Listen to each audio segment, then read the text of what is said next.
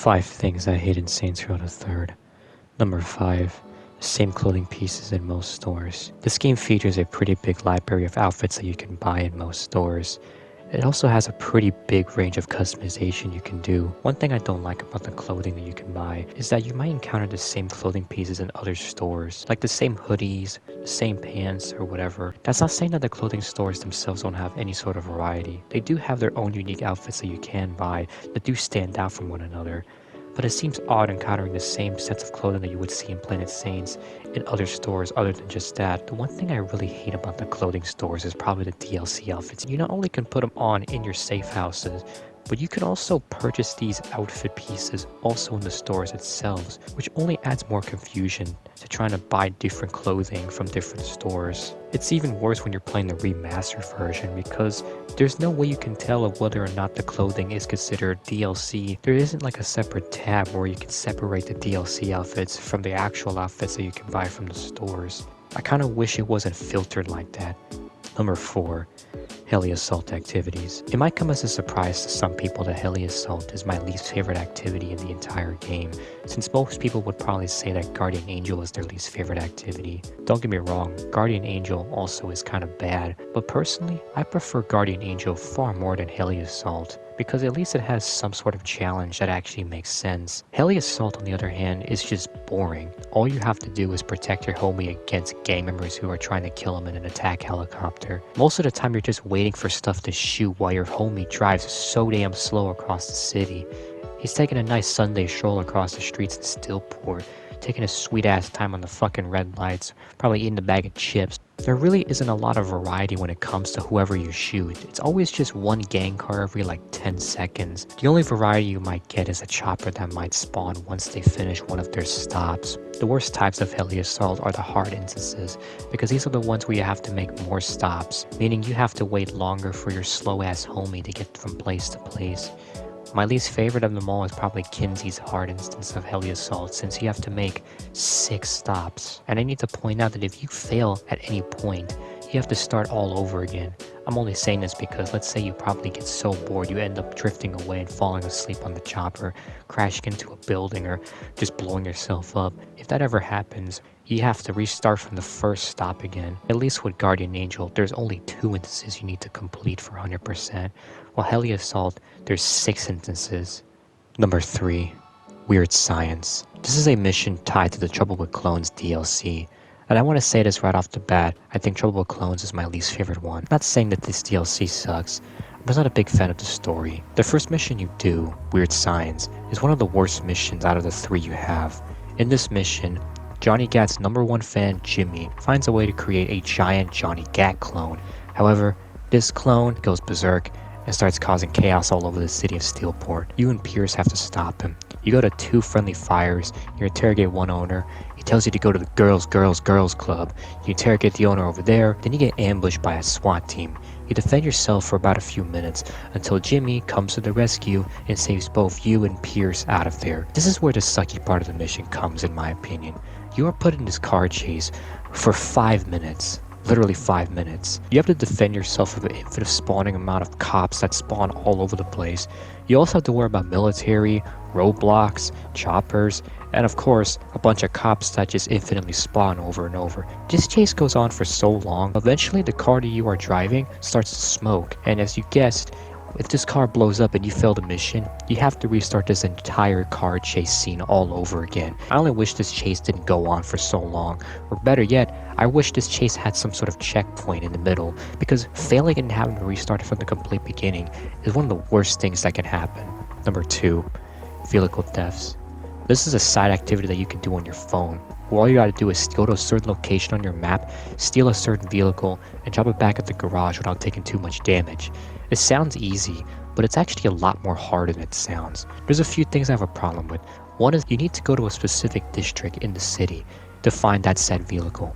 If you just so happen to find that vehicle prior to going to that district, it doesn't count. You still have to get to this area in order for it to actually progress. If you drive to that specific area with the said vehicle, it will progress.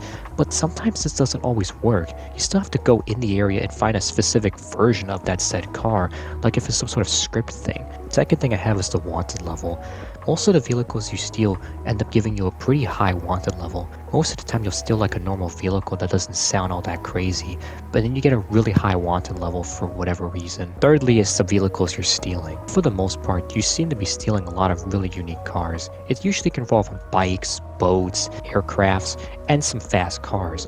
But then you have to steal some stupid shit like a garbage truck, a bank van, a giant trailer truck, a fucking scrubber, a freaking road cleaner. Oftentimes when you have to steal these crappy vehicles, you just so happen to be really far away from the garage, so you have to deal with the insane amount of cops that spawn all over the place. The worst thing about this one level is that there really is no way to get rid of it. If you go to a property that you own to lose your one level instantly and get back inside the vehicle, you end up getting your wanted level back again regardless. What really pisses me off with these chases is how the game frequently spawns cops right in front of you. Sometimes they're easy to avoid, but oftentimes you barely have any time to react to get out of the way, so you're gonna hit the cop car in front of you, and depending on what you're driving, you might end up blowing up the vehicle itself, and you're unavoidably going to take a ton of damage in the process of that.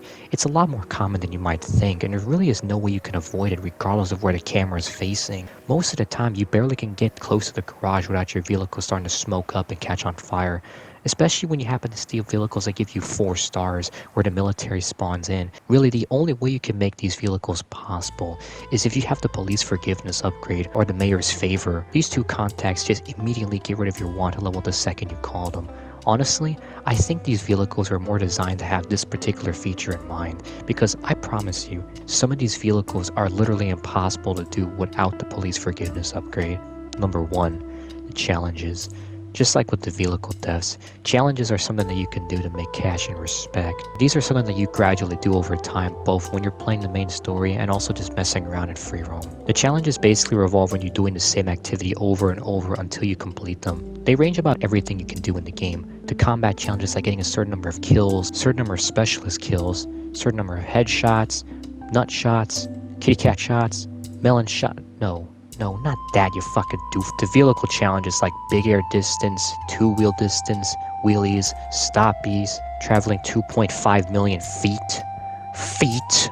To more miscellaneous stuff like finding shortcuts, clearing out gang operations, doing survivals, robbing stores, complimenting people. You know, it's literally everything you do in the game. However, I feel like some of these challenges are just too grindy for the wrong reasons.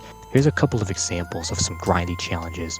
Here's this one. You have to hijack 300 cars. It's really easy to store a bunch of random cars in the game. Throughout the story, you also will unlock a huge heap of vehicles over time as you complete the main game. You can easily store any car you can with little to no trouble. Throw it in your garage or at rim jobs, and you can keep that vehicle forever. When you have the right vehicles, it makes hijacking vehicles almost entirely useless. Next is human shields. You have to grab 150 human shields. Now you might use human shields a fair bit when you start off the game when you don't have so much health and you're pretty weak to gunfire. However, once you upgrade your health and your damage resistance, human shields almost become quite useless since you won't die so fast. And when it comes time to actually complete them, you end up having to grind the same thing over and over, hijacking a shit ton of cars on the streets, or grabbing a crap ton of human shields off the sidewalk. I oftentimes just get bored doing this and just eventually get turned off on doing the challenge. Not only that, some of the challenges just straight up don't want to work when they want to work, and sometimes you might have trouble doing them. What you're seeing me try to attempt here is the windshield cannon distance. All you have to do is hit a wall at full speed. It sounds simple, but I can't get it to work. I'm hitting this wall at full speed with the fastest car in the game, and for some reason, I just can't fly out the windshield. Half the time, you don't even want to fly out the windshield when you don't want to, but when you want to, purposefully, you end up just can't. You're just glued to the seat. Lastly, we have is robbing 15 stores. It's actually a little minigame you have to do. What you have to do is you have to take your gun and aim it at the shop owner. You have to then guide them to the cash register. It sounds simple, but there's a catch. If your crosshair misses them, even just for a second, you end up failing this activity and you have to go to a different store. The thing is, the shop owner moves very quick or snappy, so you're going to end up missing the crosshair on the guy and you're going to probably mess up a few times. It's really annoying because sometimes they just take a really weird path on some of these stores, and if anything gets in your way, like this stupid ass computer or anything else for that matter, this also can fuck up the store robbery itself. Not only that, sometimes these just don't want to work. You aim the gun at their face and they just duck behind the counter and you can't get them to give up the money. Now you gotta go to a different store, do the same thing, only for it to happen again, and then go to a different store. You mess up the robbery there. Really, the best store to do this is just Friendly Fire. The person's already right on top of the cash register, so you don't gotta escort them to the register or nothing. Out of all the challenges, these particular ones are my least favorite.